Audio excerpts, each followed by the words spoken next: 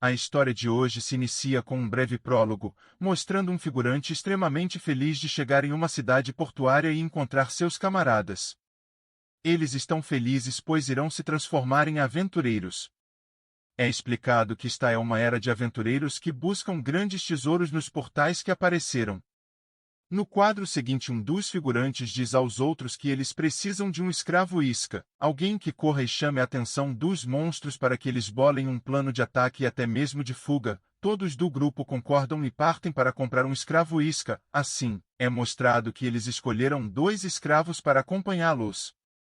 Logo eles chegam na entrada do portal e quando entram um dos figurantes fica maravilhado com a beleza que ele vê. O líder lhes diz que, por enquanto, vai ficar tudo bem, já que o portal sempre aparece distante dos monstros. Eles começam a andar e é agora que a brincadeira começa a ficar gostosa.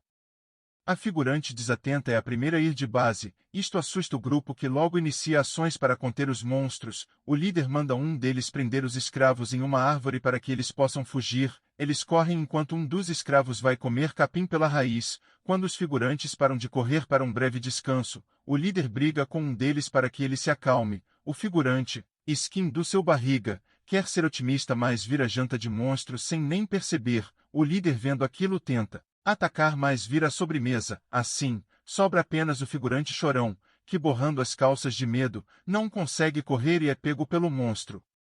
O figurante ao olhar para frente vê um dos escravos que eles deixaram para trás de isca. Ele lhe pede ajuda para sobreviver mas o escravo apenas olha e sorri e lhe diz que já não dá para fazer mais nada. O figurante chorão então vai de base, e assim descobrimos que esse escravo é na verdade o prota da história.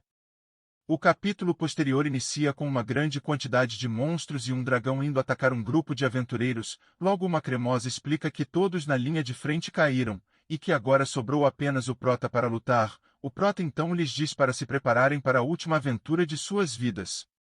No quadro seguinte o prota está todo estropiado diante de um dragão que está se regenerando. O prota começa a pensar que este é seu fim mas logo se recompõe e diz que não vai aceitar tal destino. Ele lembra dos seus camaradas que foram de base e então prepara uma magia para dar end no dragão. Entretanto, devido aos seus ferimentos ele não consegue dar continuidade na magia. O dragão então o ataca o mandando ir de Vasco. No seu fim ele clama por uma oportunidade e assim vemos que ele a conseguiu.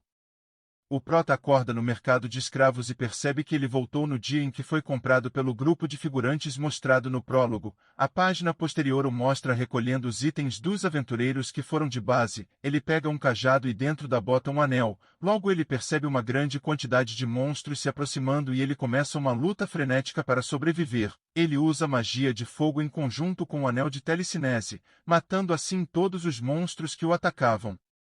Surpreendentemente vemos que a figurante que teria sido a primeira a ir de base ainda está viva. Ela questiona o prota sobre como ele despertou sua magia mesmo sendo um escravo. Ela também insinua que isso tudo foi plano dele. O prota diz que não foi um plano dele mas eles teriam morrido de qualquer forma, até mesmo por suas mãos. Porque se tem uma coisa que ele odeia são os aventureiros que usam escravos como isca. Assim ele a tosta e a manda ir de Vasco.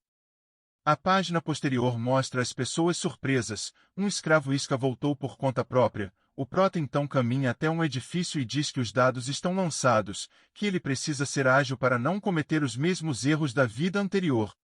O novo capítulo se inicia com um diálogo entre figurantes. Um deles diz ao seu superior executivo que um escravo voltou com vida e por conta própria, que os aventureiros que o levaram foram todos de base. Em um primeiro momento ele se surpreende já que normalmente um escravo fugiria, mas ele diz, o que ele tem a ver com isto? Então o figurante lhe diz que ele despertou um círculo mágico e que deseja mudar o contrato de escravo para aventureiro. O líder figurante se surpreende novamente e ouve a notícia que o diretor solicitou que ele investigue este caso. Ele agora está pensativo, uma isca que deseja ser aventureiro. Passamos para uma explicação sobre os escravos iscas. É explicado que os seres humanos sempre foram escravos do dinheiro e que se devem e não podem pagar, paguem com trabalho. Ele então explica que seu mundo aplicou essa lógica de escravos, e que o prota se tornou um devido a seu pai que ficou doente e ele teve que comprar uma erva para curá-lo. Entretanto o grupo que vendeu para ele a erva superfaturou o valor, sendo assim ficando impossível dele pagar. Ele agora afirma, é hora da vingança. O prota agora está conversando com o figurante Abyss. este que diz ao Prota que já sabe tudo o que ele quer e lhe propõe um contrato de aventureiro Rank F. O Prota lhe agradece, mas diz que deseja ser Rank E. O Prota também lhe explica suas qualificações para tal, mas é interrompido pelo executivo que lhe diz que ele nunca caçou um monstro. O Prota então afirma que a qualidade de um aventureiro não é caçar um monstro e sim sobreviver. O executivo concorda, mas pensa para si que é loucura investir tanto em alguém que logo vai de base. Então ele propõe: há um portal que apenas 5 aventureiros podem entrar e 12 grupos já estão lá comendo o capim pela raiz, que agora é o momento dele provar se ele tem valor. No quadro posterior temos o Prota se apresentando para o grupo de aventureiros. Eles se cumprimentam e explicam que a missão deles é recuperar itens e matar alguns monstros. Ao entrarem no portal, logo eles iniciam a construção de um acampamento aéreo. Após isto, o líder então determina que todos irão se dividir em 2 grupos para darem uma olhada aos arredores. O Prota fica com o líder, que começa uma linda balela de amizade e confiança, ofertando ao Prota a opção de se unir ao grupo dele. O Prota não lhe diz nada, mas percebe algo no chão. Seguindo o curso, é mostrado todos sentados ao redor da fogueira comendo e conversando, e assim, após o escurecer da noite, o líder dos aventureiros chama o Prota para se certificar se ele está acordado. Como não obtém resposta, ele demonstra sua real intenção. Ele explica que mesmo o Prota sendo cauteloso não percebeu o sonífero que eles colocaram na comida, e que ganhar 10.000 moedas para dar em um maguinho é um excelente negócio. Assim, um dos aventureiros parte para dar kill no Prota. No quadro seguinte, o aventureiro acerta a pequena coberta em que o Prota estava e se surpreende vendo que ele não está lá. Logo o líder dos aventureiros grita para encontrarem ele. Nesse instante, o pequeno abrigo explode e começa a pegar fogo. Eles ficam desesperados, tentam salvar alguns itens importantes. Entretanto, logo um deles percebe que um grande monstro os observa. Nesse instante, o líder dos aventureiros entende que o Prota armou uma armadilha para eles e começa a fugir. O Prota de longe observa a verdadeira fuga das galinhas. Ele pensa: o quão patéticos eles são, uma vez que dentro de uma masmorra onde muitos morreram eles ofertam para um novato uma vaga no grupo. Agora vemos os aventureiros discutindo em relação a um monstro. Eles são quase atingidos por uma habilidade. Nesse ponto eles percebem que este monstro lança ácido. Um dos aventureiros diz que esse é um monstro que só aparece em masmorras mais fortes. Assim ele diz para eles aguardarem o tempo de esfriamento da habilidade dele, que é de 1 minuto, para tentarem destruir o núcleo do monstro. O aventureiro que tentou dar end no Prota, acreditando ser o super-homem coreano, parte para cima do monstro na convicção que sua habilidade ainda está em esfriamento. O líder do grupo pede ele para esperar, mas ele não dá ouvidos, e assim, seguindo sua falta de inteligência, ele é o primeiro do grupo a ir de Vasco. O monstro então lança uma grande rajada de ácido que atinge todos os outros, os derretendo em um instante. O Prota de longe observa toda a situação, vê que todos os aventureiros foram de base. Ele pensa para si que, como o monstro consumiu muita coisa, ele acabou ficando mais forte que o normal. Logo ele também lembra do figurante Beasley dizendo para provar sua valia.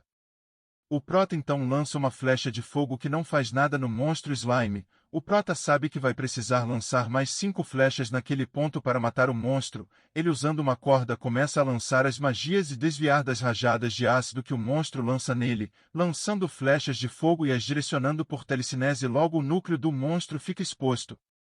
Quando o Prota vai dar o último golpe, o monstro tenta atingir, mas novamente o Prota foge do local usando a corda e lança sua última magia, que novamente ele guia via telecinese e atinge o monstro, que explode fazendo o Prota fugir para longe.